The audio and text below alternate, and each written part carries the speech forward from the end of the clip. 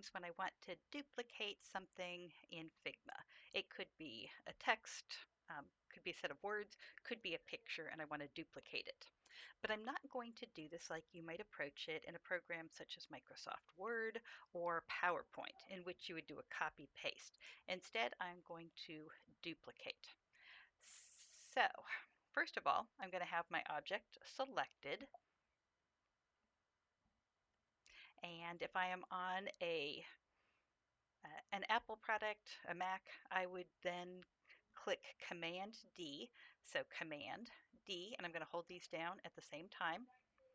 And if I have a PC, I am going to hit either Control D or Windows D.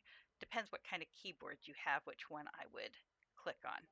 All right, so here I have my home selected. I have a Mac, so I'm going to hit Command D.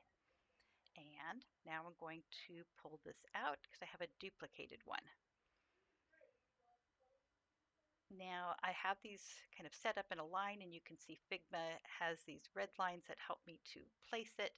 If I want to continue to have more that are placed in this, that are aligned in a line, I could do this again, Command D, and it will put another one there, or Command D and another one. It's just automatically placing them for me.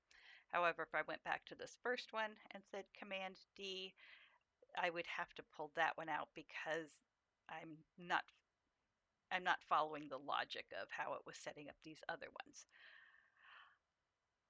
I use Command D all the time. Hopefully you will as well.